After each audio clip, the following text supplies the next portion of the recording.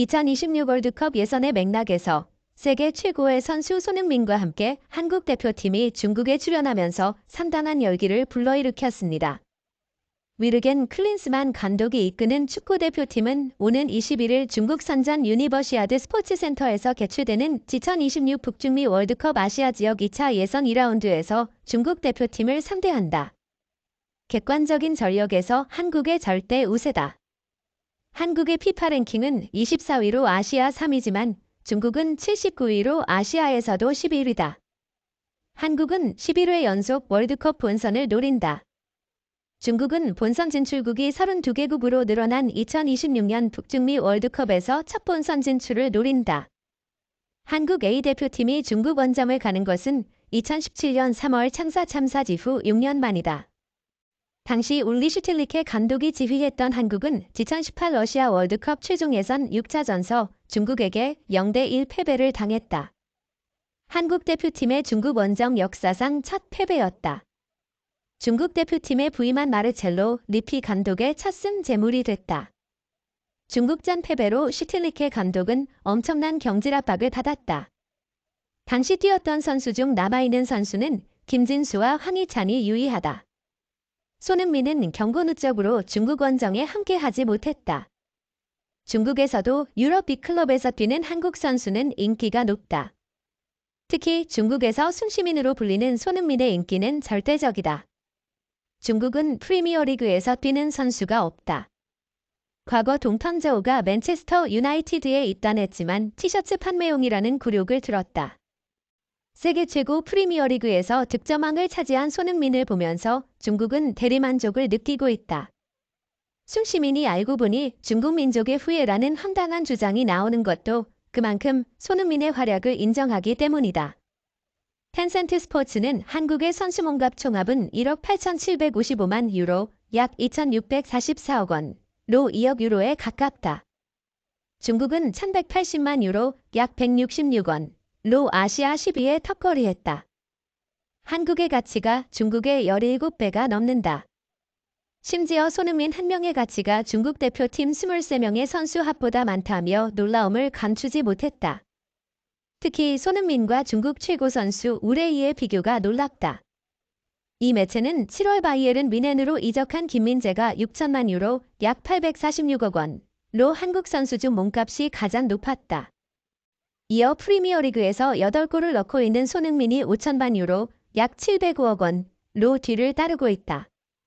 중국 최고 선수는 라리가에서 뛰었던 우레이로 200만 유로, 약 28억 원을 받는다.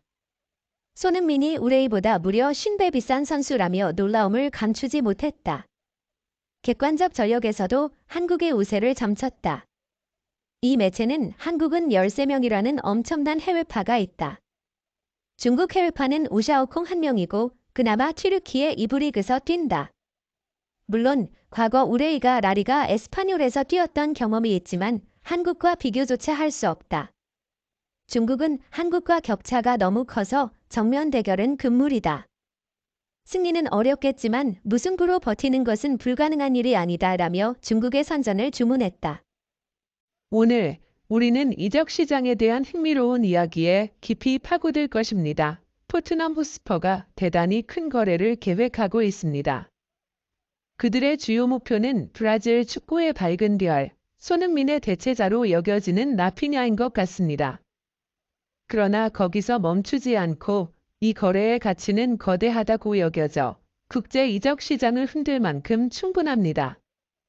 오늘의 비디오에서 우리는 라피냐가 토트넘으로 이적할 가능성에 대해 자세히 분석할 것입니다.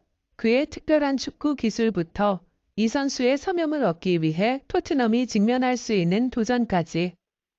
또한 우리는 라피냐가 리즈와 바르셀로나에서 경기한 기간을 돌아보며 그가 토트넘의 팀 구성에 완벽한 조각인지를 살펴볼 것입니다.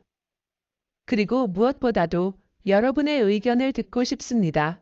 토트넘은 라피냐를 위해 큰 금액을 지출해야 할까요?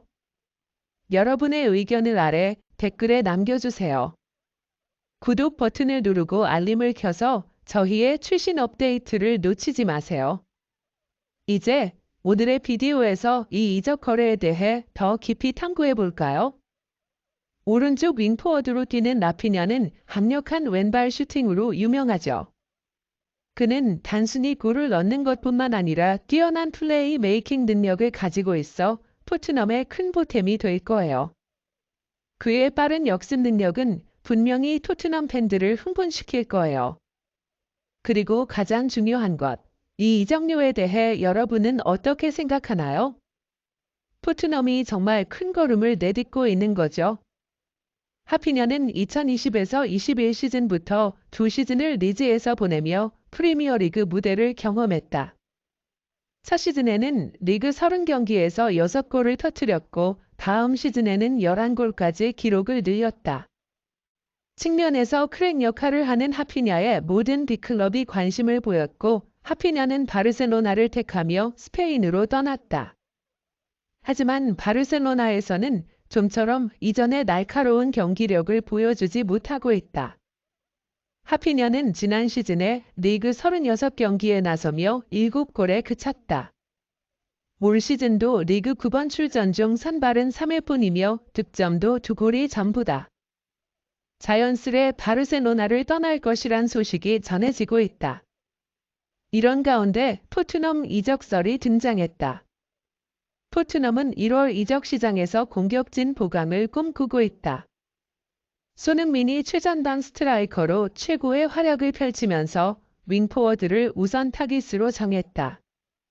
대안 클루셉스키가 오른쪽에서 확실하게 자리를 잡았지만 보다 공격 포인트 생산 능력이 뛰어난 하피냐 영입을 바라고 있다.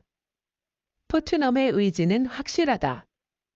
스페인 스포르트는 19일 한국 시간 토트넘은 겨울에 하피냐를 데려오기 위해 열중하고 있다라고 보도했다. 관건은 이적료다. 매체에 따르면 바르셀로나는 하피냐의 이적료로 7천만 유로, 약 1,000억 원을 원하고 있다. 결코 저렴한 금액이 아니다. 토트넘은 영입 자금을 확보하기 위해 선수단 정리도 진행하려 한다. 피에르 에밀 후이비에르, 에릭 다이어 등 엔제 포스테코글루 감독 아래서 입지를 잃은 선수들을 매각하려 한다. 바르셀로나도 하피냐 판매에 열려 있으며 이적료 또는 크리스티안 로메로와의 트레이드를 희망하고 있다.